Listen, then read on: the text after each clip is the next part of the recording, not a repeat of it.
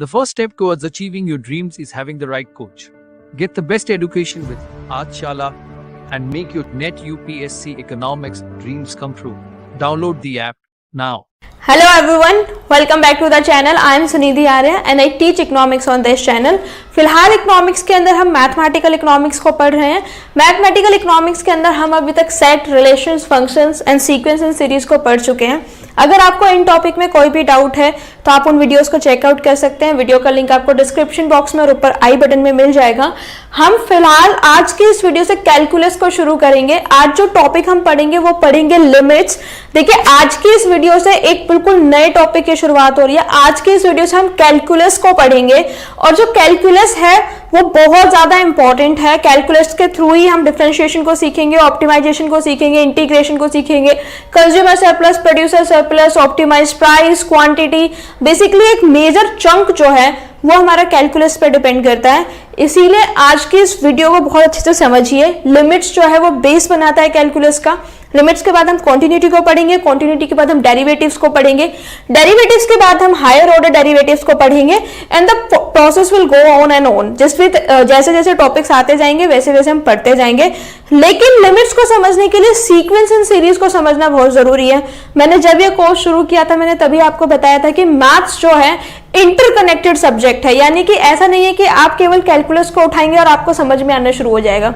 Calculus को समझने के लिए आपको सेट्स का आना जरूरी है, रिलेशंस फंक्शंस का आना जरूरी है, उसके बाद में सीक्वेंस एंड सीरीज का आना जरूरी है. आज हम लिमिट्स को शुरू करेंगे. लिमिट्स का जो मैंने जिक्र है वो सीक्वेंस वाले टॉपिक में भी किया था. जब मैंने सीक्वेंस पढ़ाया था तो उसमें मैंने लिमिट्स ऑफ ए सीक्वेंस, जब कन्वर्जेंट एंड डाइवर्जेंट सीरीज पढ़ाई थी तो उसमें भी पढ़ाया था. आज हम उसको थोड़ा सा रिकैप करने की कोशिश करेंगे और साथ में लिमिट्स ऑफ ए फंक्शन. ठीक है, अब देखिए आप ये बात समझिए. अगर हम लिमिट्स ऑफ ए फंक्शन पढ़ना चाह रहे हैं तो सबसे पहले हमें ये समझ में आना जरूरी है कि फंक्शन क्या होता है. फंक्शन के लिए आपको रिलेशन समझ में आना जरूरी है, रिलेशन के लिए आपको सेट समझ में आना जरूरी है. इसीलिए आप जितने वीडियोस अभी तक हैं उनको अच्छे से देखिए, समझिए. कोई भी कंफ्यूजन या डाउट है तो उसको क्लियर कीजिए, तब कैलकुलस को पढ़िए. देखिए, लिमिट्स का अगर मैं आपको बताना चाहूं तो लिमिट्स हम दो कॉन्सेप्ट से समझ सकते हैं. पहला है एवरेज स्पीड और दूसरा है instant speed. I am sure आप सबने एवरेज स्पीड का नाम सुना होगा. एवरेज स्पीड क्या होती है? एवरेज स्पीड हमारी एक पॉइंट से दूसरे पॉइंट के जाने तक हमने कितनी स्पीड से किसी डिस्टेंस को कवर किया वो हमारी एवरेज स्पीड बताती है. लेट्स से हम ए पॉइंट से बी पॉइंट पर गए. ए पॉइंट से बी पॉइंट पर जाने के बीच में हमने कितनी स्पीड से इस डिस्टेंस को कवर किया वो हमारी एवरेज स्पीड है. ठीक है, लेट्स से टी नोट को हम रिप्रेजेंट करते. लेट्स से ये जो हमारा एक पॉइंट है, जो हमारा टी है, टी हमारा रिप्रेजेंट करता है स्पीड एट पर्टिकुलर टाइम. ठीक है, टी नोट एस टी, यानी कि एक पॉइंट पे क्या था बी. लेट्स से हम इसको T1 लिख देते हैं तो ST1. अब हमें यह बताना है कि इनके बीच का डिफरेंस कितना है, तो हम क्या बता सकते हैं T1 माइनस टी नोट. इसमें तो कोई कंफ्यूजन नहीं है. इन दोनों के बीच का डिफरेंस कैसे निकालेंगे? माइनस करके. तो हमने क्या किया, T1 माइनस टी नोट कर दिया, इसको माइनस कर दिया. अब हम इसको स्पीड के थ्रू करना चाहे तो कैसे करेंगे? ST1 minus ST note. अब हमें जब चेंज निकालना होता है, चेंज हम किसके कंपैरिजन में निकालेंगे? इनिशियल के, T1 माइनस टी नोट. अब क्या T1 माइनस टी नोट को मैं डेल्टा टी लिख सकती हूँ? डेल्टा का मतलब क्या होता है? चेंज. ठीक है, चेंज या फिर वेरिएशन, उसको हम क्या बोलते हैं? ST minus 1 upon ST naught upon delta T. ये हमारा क्या आ गया? बेसिकली इसी से हम लिमिट के कॉन्सेप्ट को समझने की कोशिश करेंगे. ठीक है, अब अगर हम ये बताना चाहें कि कोई भी एक ऐसी बॉडी है जो स्पीड में है, ठीक है, यानी कि स्पीड ऑफ मूविंग बॉडी की जगह हम कार लिख लेते हैं ताकि आपको समझने में आसानी हो. Speed of moving car eight an instant. ठीक है, यानी कि अचानक से अगर हम स्पीड को कैलकुलेट करना चाहें, अचानक से कैसे करेंगे? यानी कि एक पर्टिकुलर पॉइंट पे कितना चेंज हो रहा है. Delta T1 is equal to T1 minus T naught. अब इसमें एक समझने वाली बात यह है, जैसे जैसे हम स्पीड इंस्टेंट रेट पे कैलकुलेट करना चाहेंगे, हम वैसे वैसे एक पर्टिकुलर पॉइंट के पास आते हुए चले जाएंगे। ठीक है, यानी कि जो अगर हमारा पर्टिकुलर पॉइंट टी है तो हम उसके पास आते हुए चले जाएंगे जब हम इंस्टेंट स्पीड को कैलकुलेट करेंगे। ठीक है, यानी कि अगर हमारी जो स्पीड है वो 80 किलोमीटर है इंस्टेंट, तो हर एक पॉइंट पर जब हम इंस्टेंट स्पीड को कैलकुलेट करेंगे वो हर एक पॉइंट 80 किलोमीटर की तरफ अप्रोच करेगा, इस तरीके से। ठीक है, अब मैं इसको सीक्वेंस के हिसाब से बताऊं तो एक सीक्वेंस हमारा है 1 2 3 4 5। ठीक है, अब हम इस सीक्वेंस की बात करें तो इस सीक्वेंस में क्या है कि हमारा हर एक प्रीवियस टर्म में 1 को ऐड कर रहे हैं। हमने 1 में 1 को ऐड किया 2 आया, 2 में 1 को ऐड किया 3 आया, 3 में 1 को ऐड किया 4 आया, 4 में 1 को ऐड किया 5 आया। ठीक है, सेम वे में एक दूसरा सीक्वेंस यहाँ पे लिख रही हूँ 1/2। इसमें हम क्या करते हैं, इसमें भी हम न्यूमरेटर और डिनोमिनेटर 2/3, 3/4, 4/5, न्यूमरेटर और डिनोमिनेटर दोनों में 1 को ऐड करते हैं। और जब हम 1 को ऐड करते हैं, यानी कि हमने ऊपर भी 1 ऐड किया, नीचे भी 1 ऐड किया, तो जब हम इसको एक तरीके से एनालाइज करने की कोशिश करें, अगर हम 1/2 को डिवाइड करेंगे तो हमारा आंसर आएगा 0.88, फिर 0.990, 0.909, 0.916। आप इस तरीके से अगर इसको डिवाइड करके देखेंगे तो ये आंसर आएगा। अगर हम इसमें और इस एक सीरीज में अंतर समझने की कोशिश करें, देखिए इसमें भी 1 ऐड हो रहा है, इसमें भी 1 ऐड हो रहा है न्यूमरेटर और डिनोमिनेटर में, लेकिन दोनों में डिफरेंस ये है कि ये एक सीरीज पर्टिकुलर पॉइंट की तरफ कन्वर्ज हो रही है, यानी कि हर एक नंबर 1 की तरफ बढ़ता हुआ जा रहा है। यानी कि 0.888 जो हमारा सबसे पहला नंबर था, इसमें बहुत ज्यादा 1 से दूर था, लेकिन 0.990 1 से इतना दूर नहीं है। यानी कि जैसे जैसे हम इस सीक्वेंस को बढ़ाते हुए जाएंगे तो ये जो हमारा नंबर है वो किसकी तरफ अप्रोच करेगा, वो 1 की तरफ अप्रोच करेगा। 1 कभी नहीं होगा, 1 कभी नहीं होगा। 1 कब होता, 1/1 = 1, लेकिन 1 तो होगा ही नहीं ना, 1/2। हमारी शुरुआत कहां से हुई, 1/2 से। 1 कभी नहीं होगा, 1 की तरफ अप्रोच करेगा, 1 की तरफ अप्रोच करेगा। जब मैंने आपको सीक्वेंस बताया था, मैं अब आपसे रिक्वेस्ट करूंगी कि आप सीक्वेंस पूरा समझ के आइए, पूरा पढ़ के आइए। मैंने उसमें बताया था सीक्वेंस कितने तरीके के होते हैं, कितने तरीके के नहीं होते हैं, किस तरीके से एक सीरीज जो है वो डाइवर्जेंट होती है, कन्वर्जेंट होती है। मैंने उसमें बताया था कि कोई एक नंबर अगर किसी एक पर्टिकुलर वैल्यू की तरफ टेंड करता है या फिर किसी पर्टिकुलर वैल्यू की तरफ अप्रोच करता है तो वो नंबर उसकी लिमिट बन जाती है। मैंने उस वीडियो में आपको एग्जांपल दिया था कि क्योंकि उसमें एक इंफिनिटी की तरफ या फिर एल की तरफ जो है, एल की तरफ हमारा जो सीक्वेंस था वो अप्रोच कर रहा था, यानी कि एल की तरफ कोई भी एक सीक्वेंस बढ़ रहा था, उस सीक्वेंस की लिमिट क्या हो गई थी, उस सीक्वेंस की लिमिट हमारी एल हो गई थी। इसी तरीके से इसमें जो हमारा सीक्वेंस है ये 1 की तरफ अप्रोच कर रहा है तो इसकी लिमिट क्या हो जाएगी, 1 हो जाएगी। ठीक है, इतने में कोई कंफ्यूजन नहीं होना चाहिए। अब हमने जो सीक्वेंस में लिमिट्स को पढ़ा है उसमें हम फंक्शन को पढ़ते हैं, यानी कि अगर हमें लिमिट्स ऑफ सीक्वेंस के कॉन्सेप्ट को लिमिट ऑफ फंक्शन पे सुपर इंपोज करना हो तो किस तरीके से करेंगे। अब हम पढ़ेंगे लिमिट्स ऑफ ए फंक्शन। हम मानते हैं कि हमारा एक सिंगल वेरिएबल फंक्शन है। फंक्शन क्या होता है, 2 वैल्यू के बीच में रिलेशन जिसमें हर एक फंक्शन स्पेसिफाइड हो। अगर आपको फंक्शन के बेसिक पढ़ने तो उसका भी मैंने एक सेपरेट वीडियो में कवर किया हुआ है। सिंगल वेरिएबल फंक्शन क्या होता है, y = f(x). This is a single variable function, यानी कि केवल एक ही वैल्यू वेरी करेगी। ठीक है, अब अगर हम ये मान लें कि इस फंक्शन में x जो है वो a की तरफ टेंड कर रहा है, तो हम ये जानना चाहेंगे कि जो y है क्या वो b की तरफ टेंड करेगा या नहीं करेगा। b की तरफ टेंड करने का मतलब है b की तरफ अप्रोच करेगा या फिर नहीं करेगा। ठीक है, इसको लिखने का तरीका, सबसे पहले लिमिट लिखेंगे। ठीक है, x हमारा किसकी तरफ अप्रोच कर रहा है, a की तरफ, x लिखेंगे एरो a। इसका मतलब क्या है, x a के इक्वल नहीं है, x a की तरफ बढ़ रहा है, x a के इक्वल नहीं है, x a की तरफ बढ़ रहा है। इस एरो का मतलब ये है f(x). ठीक है, इतना हमने लिख दिया। इसका मतलब क्या है कि हमारा जो फंक्शन है, जो f(x) है, उसमें x जो हमारी वैल्यू है वो a की तरफ अप्रोच कर रही है। अब हम ये जानना चाहते हैं कि जैसे जैसे x की वैल्यू a की तरफ अप्रोच कर रही है, क्या हमारी y की वैल्यू b के इक्वल होती है या नहीं होती है। अगर b के इक्वल हो जाती है तो b जो है, b is the limit of function x, b is limit of fx, ठीक है। यानी कि फिर b क्या हो जाता है, b fx की लिमिट हो जाती है।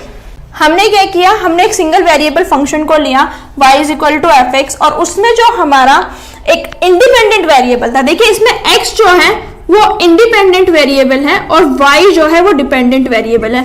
हमने ये देखा कि जो हमारा इंडिपेंडेंट वेरिएबल है वो a की तरफ अप्रोच कर रहा है, तो क्या y की वैल्यू b के इक्वल होती है या नहीं होती है। अगर y की वैल्यू उस केस में b की तरफ हो जाती है तो b जो है उस फंक्शन की लिमिट बन जाता है, और उसको रिप्रेजेंट करने का तरीका होता है LT लिखते हैं, limit x tends to a F X is equal to b, ठीक है। इतना क्लियर हो गया होगा सबको। देखिए अब मैं आपको एक बहुत बेसिक सा कॉन्सेप्ट समझाती हूँ। बेसिक सा कॉन्सेप्ट ये है कि अगर मुझे इस पॉइंट पे जाना है, या फिर इस पॉइंट को हम लिख देते हैं 4, कि अगर हमें सीरीज से या किसी भी फंक्शन में 4 की तरफ जाना है तो 4 की तरफ जाने के कितने तरीके होते हैं। 4 की तरफ जाने के 2 तरीके होते हैं। पहला तरीका तो यह है कि हम 1 2 3 फिर 4 की तरफ जाएं। दूसरा तरीका यह है कि हम 8 7 6 5 और 4, यानी कि हम लेफ्ट हैंड की तरफ से चले या फिर हम राइट हैंड की तरफ से चले, दोनों ही केस में पॉसिबिलिटी है कि हम 4 तक पहुंच जाएंगे। यानी कि 4 की वैल्यू अगर 4 से ज्यादा है या 4 से कम है, दोनों ही कंडीशन में 4 की तरफ अप्रोच कर सकती है। अगर 4 से ज्यादा है और तब 4 की तरफ अप्रोच कर रही है तो हम उसे बोलेंगे राइट हैंड साइड लिमिट। 4 से कम है तब 4 की तरफ अप्रोच कर रही है तो हम उसको बोलेंगे लेफ्ट हैंड साइड लिमिट, ठीक है। मैं यहां पे लिखती हूं राइट हैंड साइड लिमिट।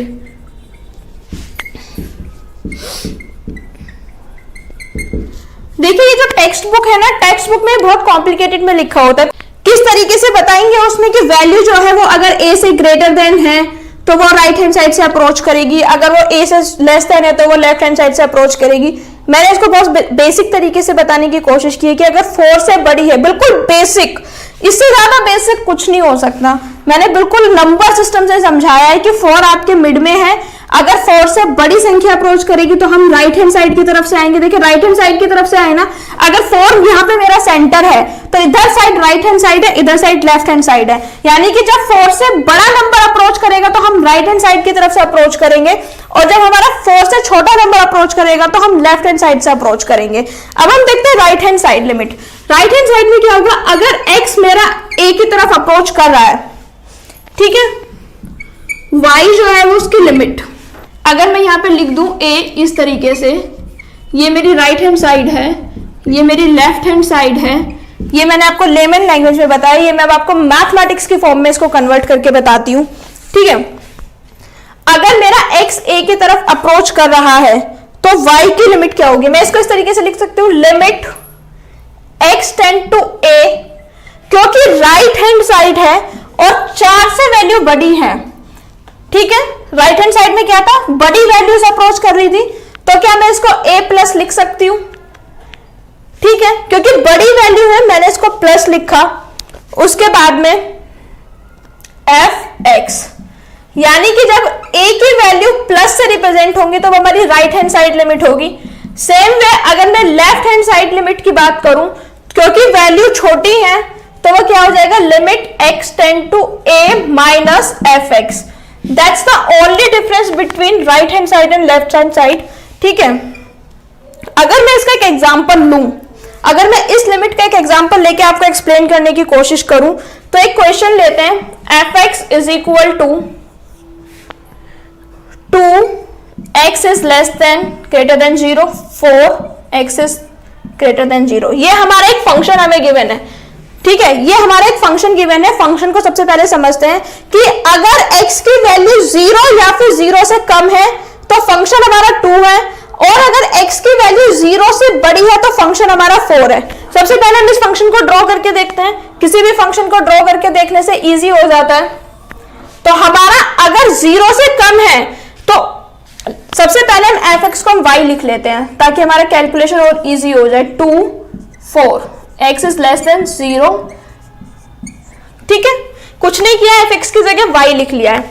ये हमारा 0 है, ये हमारा 2 है, ये हमारा 4 है। अगर मैं पहले एक फंक्शन को वो करना चाहूं, यानी कि इस कंडीशन को अगर मैं ड्रॉ करना चाहूं, x is less than equal to 0, x 0 है और y की वैल्यू क्या है 2, x 0, ये x वाली लाइन है, ये y वाली लाइन है, x 0 2। ठीक है, काइंड ऑफ कांस्टेंट फंक्शन। ये नेगेटिव में क्यों आया है? क्योंकि x की वैल्यू 0 से छोटी है, यानी कि x की वैल्यू नेगेटिव में जाएंगी। इस साइड तो x की वैल्यू पॉजिटिव है ना, और एक साइड x की वैल्यू नेगेटिव है। तो x नेगेटिव में क्यों जा रहा है? क्योंकि हमने जो फंक्शन लिया है उस फंक्शन में स्पेसिफिकली मेंशन है कि अगर x की वैल्यू नेगेटिव होगी तो फंक्शन में y की वैल्यू 2 के इक्वल होगी। दूसरी कंडीशन क्या है 4, लेकिन इसमें क्या है x इज ग्रेटर देन 0। ठीक है, तो ये क्या हो गया हमारा x is greater than 0, this is x is less then 0। ठीक है, इतना आपको समझ में आ गया। अब हम इसमें कैलकुलेट करना चाहते हैं left hand side limit, limit x tends to 0 minus, minus क्यों? लेफ्ट हैंड साइड से। अगर हम लेफ्ट हैंड साइड से इसमें देखें तो लेफ्ट हैंड साइड की इसमें लिमिट क्या आएगी 2, फंक्शन 2 से बड़ा हो ही नहीं सकता है, तो लेफ्ट हैंड साइड की लिमिट क्या आ गई 2।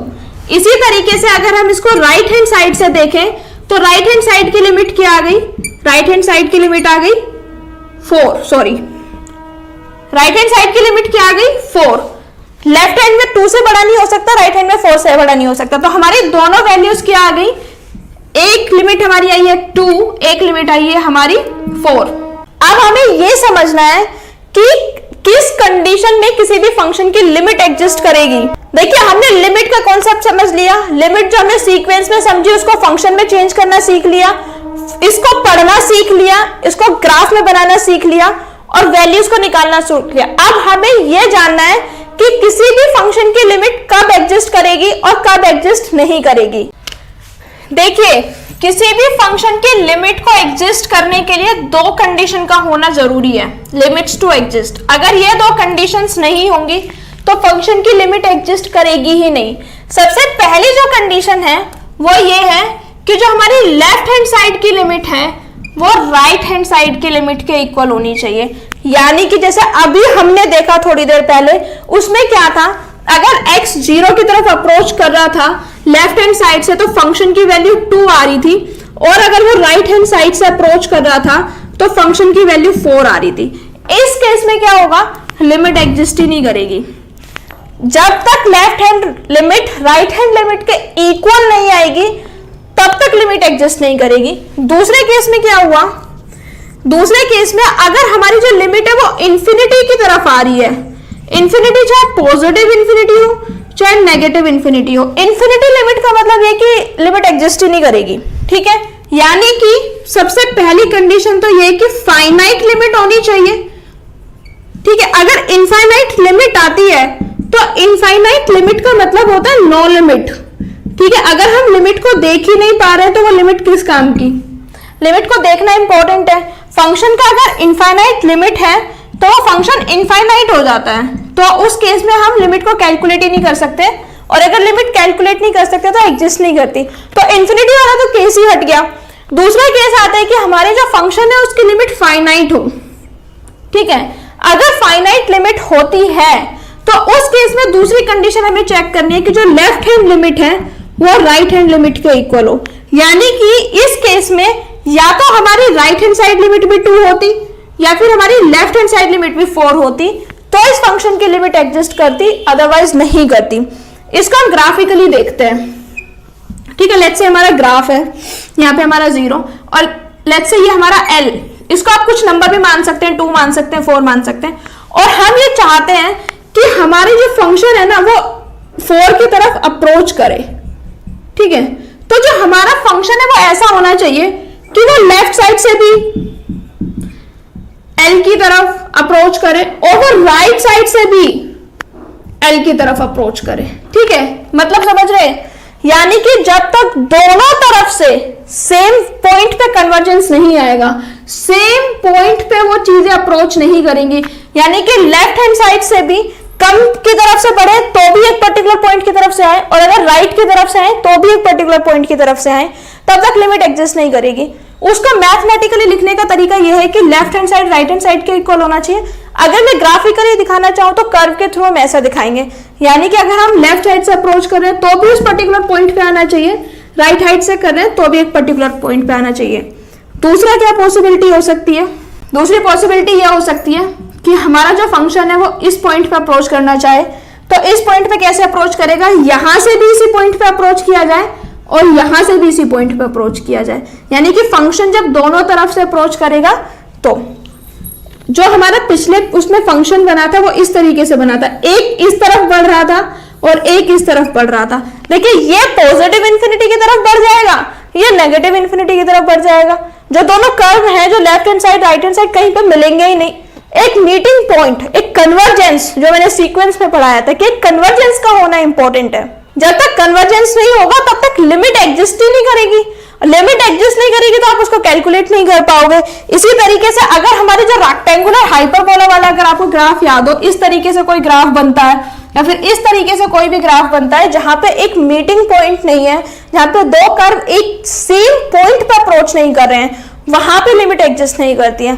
बेसिकली आज की इस वीडियो को हम फटाफट से रैप अप करते हैं। आज की इस वीडियो में हमने ये पढ़ा कि लिमिट सीक्वेंस में क्या होती है, सीक्वेंस अगर फंक्शन में कन्वर्ट होती है तो किस तरीके से होती है, ग्राफ कैसे बनता है। ग्राफ के थ्रू मैंने आपको एक क्वेश्चन के थ्रू ग्राफ बनाया और मैंने उसमें ये बताने की कोशिश की कि जो हमारा फंक्शन है उसकी लिमिट एग्जिस्ट करने के लिए दो कंडीशन होनी चाहिए। पहले तो फाइनाइट लिमिट होनी चाहिए और दूसरी लेफ्ट हैंड साइड की जो लिमिट है वो राइट हैंड साइड लिमिट के इक्वल होनी चाहिए। ये मैंने ग्राफिकली शो किया कि क्यों इंपॉर्टेंट है इक्वल होना। That's it for today's videos guys। इसके नेक्स्ट वाली वीडियो में हम इसके एल्जेब्रिक एक्सप्रेशंस को पढ़ेंगे, यानी कि रूल्स को पढ़ेंगे। वो रूल्स पढ़ेंगे जो कि लिमिट के लिए बहुत ज्यादा इंपॉर्टेंट है, और हम केवल उतना ही पढ़ेंगे जितना मैथमेटिकल इक्वेशंस में या मैथमेटिकल इकोनॉमिक्स में यूज होता है। हम साइन, कोस, टेन, ट्रिग्नोमेट्री में नहीं जाएंगे क्योंकि वो कहीं भी इकोनॉमिक्स में यूज नहीं होता है। जितने फंक्शन इकोनॉमिक्स में यूज होते हैं हम केवल वही यूज करने वाले हैं। I hope you like my video. If you like it, please like it, share it with your friends, subscribe to the channel. Subscribe करने के बाद नोटिफिकेशन बेल को जरूर ऑन करें ताकि नेक्स्ट टाइम मैं जब भी वीडियो अपलोड करूं वो जल्द से जल्द आपको मिले। Until next time, thank you so much. Don't forget to like, share and subscribe. Thank you.